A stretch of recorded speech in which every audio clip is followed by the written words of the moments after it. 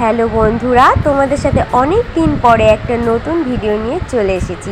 তো আজকের ভিডিওটা একটা অন্যরকম ভিডিও। আমি বিয়ের পর রোজই ভাবি যে ব্লগ করব, তো ব্লগ করার হয় না, কারণ আমার এই ফোনটা এতটা বাজে। তোমার দাদাকে বারবার বলছি একটা ফোন কিনে দাও, তো তোমার দাদা শুনেই না, ফোন কিনেই দেয় না। তো যাই হোক, তো আজকে আমি তোমাদের সাথে একটা নতুন ভিডিও শেয়ার করব।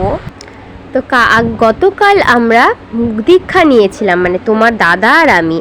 আর এই গোপালটা অনেক পুরনো, 2 বছর ধরে গোপালটা একটা আশ্রমে ছিল। তো কালকে আমরা দুজন এই গোপালটাকে আশ্রম থেকে নিয়ে আসার পর পুজো কীর্তন সবটা হয়েছিল। ভেবেছিলাম তোমাদের সাথে সবটা শেয়ার করব, কিন্তু শেয়ার করা হয়নি, কারণ কালকে অনেকটাই ব্যস্ততায় ছিলাম।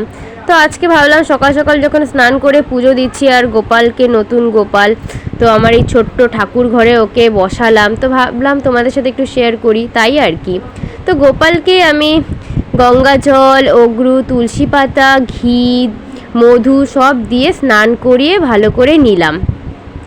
তারপর ওকে এখন প্যান্ট পরিয়ে দিচ্ছি। কালকে ওর জন্য জামা, প্যান্ট, মালা সব কিছুই কিনে এনেছি, শুধু ওর মাথার চুলটা পাইনি, মানে ওর সাইজের আর কি চুলটা হচ্ছিল না, যে দোকান থেকে নেই, তো সেই দোকানে ছিল না, তো বললো নেক্সট সপ্তাহে আসবে।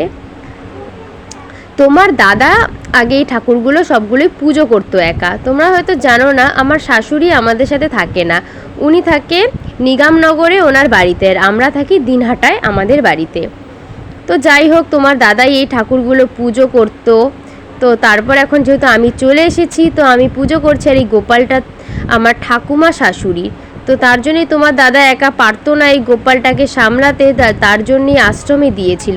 এখন যেহেতু আমি বাড়িতে, তার মধ্যে এখন দীক্ষাও নিয়ে নিয়েছি, তো ভাবলাম যে গোপালটাকে কেন ওখানে ফেলে রাখবো, আর গোপালটাকে রোজ পুজো করি। ঠাকুর ঘরে গোপাল না থাকলে ভালো লাগে না। তো যাই হোক, তো তোমাদের সাথে ভিডিওটা শেয়ার করছি, তোমরা প্লিজ কন্টিনিউ ভিডিওটা দেখতে থাকো। তোমাদের সাথে আরও সুন্দর সুন্দর ভিডিও নিয়ে আমি আসবো আশা করি। তো সবার আগে আমার ফোনটা ভালো দরকার, ফোনটা কিনে নেই, তখন আর চিন্তা নেই আমার, তখন আরও সুন্দর সুন্দর দরকার পড়লে আমি সারাদিন কি করছি, কি রান্নার সব কিছু তোমাদের সাথে শেয়ার করব, তোমাদের বেশ ভালো লাগবে। তো এখানে আছে যেগুলো ঠাকুর, মহাদেব বাবা, লোকনাথ বাবা, গণেশজি, তারপরে রাধাকৃষ্ণ, লক্ষ্মী আর সন্তোষী মা, এই কয়েকটি ঠাকুর। আর আমার গোপু সোনা, ছোট্ট মোট্ট গোপাল। যাই হোক, ওকে নিয়ে আমার সারাদিন কেটে যাচ্ছে। তো আমি সকাল সকালই স্নান টান করে ঠাকুর ঘরে ঢুকে গেছি। এখনও আমি কিছু খাইনি, কারণ না খেয়ে পুজোটা করতে হয়। ভাবলাম সকালে কি দেবো, একবারে পুজো সেরে তারপরে সব কাজ সারি। তো আমি একে একে ফুলগুলো দিয়ে সাজিয়ে ফেললাম গোপালকে, যে গোপু সোনাকে খুব সুন্দর লাগছে। শ্রীকৃষ্ণ গোবিন্দ হরে মুরারি, হে নাথ নারায়ণ হে বাসুদেবা।